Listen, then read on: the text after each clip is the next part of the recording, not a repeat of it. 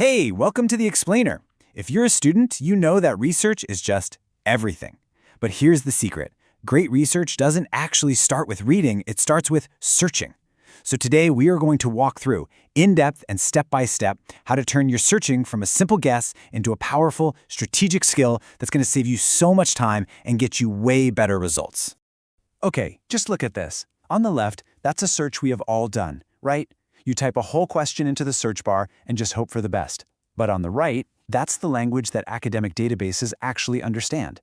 Now, I know it might look like complex code, but it's actually incredibly logical. And over the next few minutes, we're going to show you the exact step-by-step method to get from that messy question to this super precise, powerful query. This right here is the core idea we really need to grasp.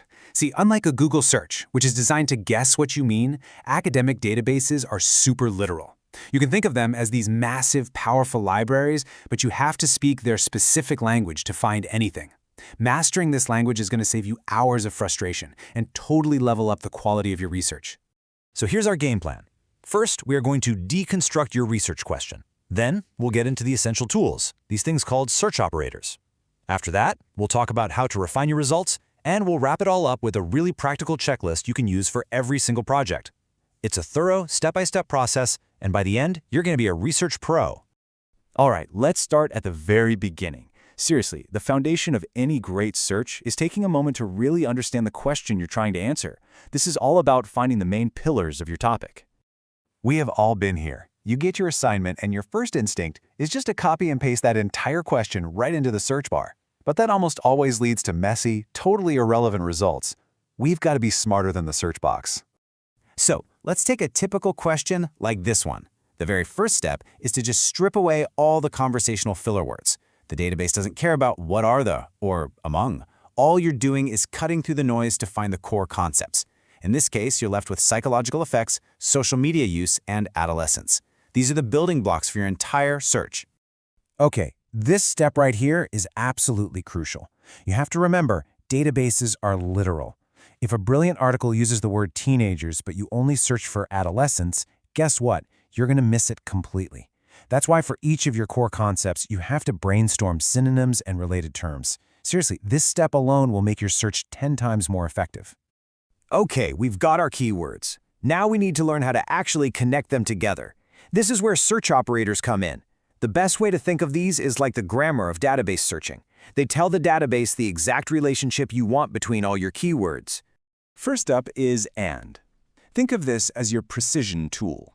When you use AND, you're telling the database, hey, listen, you must find results that contain all of these words. Every single term you add with AND makes your search narrower and more specific. Next is OR, and it does the exact opposite. It's the expander. This is where that keyword bank we just made becomes your secret weapon. You use OR to link all your synonyms together, basically telling the database, find me articles that mention adolescents, or teenagers, or youth. I don't care which one, any of them will work. This casts a much wider net so you don't miss those key sources. Then there's NOT, the excluder. This can be pretty useful if your search results are getting clogged up with some irrelevant topic. Like, say you're searching for the animal jaguar but keep getting results about the car. But word of caution, use NOT very carefully. It's kind of like a blunt instrument, and it's really easy to accidentally exclude relevant articles. Quotation marks are so simple, but they are incredibly powerful. Without them, if you search for social media, you might get an article that says social on the first page and media on the fifth page. By putting it in quotes, you are commanding the database, find these exact words, together in this specific order.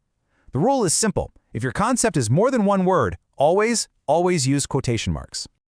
Here's a great pro tip that'll save you a bunch of typing. Truncation. All you do is add an asterisk to the root of a word, like educate, and you're telling the database to find all the possible endings. Education, educational, educator. It's a fantastic shortcut. Okay, let's put it all together. This is how you build that final, powerful search string. It's just 3 steps. First, you group your synonyms together using OR, and you put them inside parentheses to keep them organized. Second, you combine those concept groups using AND. And finally, you have the full string, a powerful command that tells the database exactly what you're looking for. This is the logic of academic searching in action. So you've run your amazing strategic search and you've got hundreds, maybe even thousands of results. Great! But the job isn't done yet.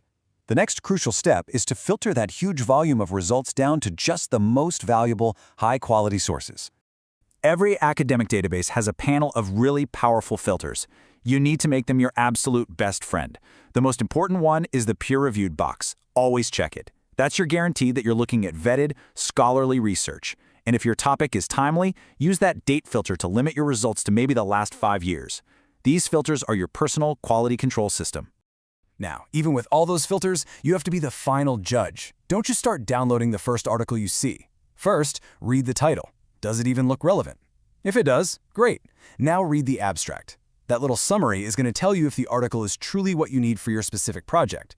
This evaluation step is what separates the beginners from the expert researchers. We have covered a lot of ground. So to bring this all together and make it really easy to remember, we've put the whole process into a practical checklist you can use for your final quality control. First, let's just do a quick review of what not to do. Try to avoid these really common mistakes, like searching with full sentences, forgetting your operators, and not brainstorming synonyms. Honestly, just avoiding these few pitfalls is half the battle won. And here it is, your final checklist. Before you finish any search, just run through these questions. Did I identify my core concepts? Did I generate synonyms for them? Did I combine everything correctly with and, or, and quotation marks? And finally, did I filter for quality and make sure my sources are credible? This simple checklist is your guarantee of a thorough university-level search, every single time. Ultimately, that is what this is all about. It's about taking control. Instead of just randomly typing things in and hoping for the best, you're using a logical, structured system to command the database to give you exactly what you need. And making that transition from a casual searcher to a strategic academic researcher, well, it's a total game changer. So, we'll leave you with this. You now have the complete blueprint for high-level academic research. The only question left is, what new and complex questions are you ready to investigate?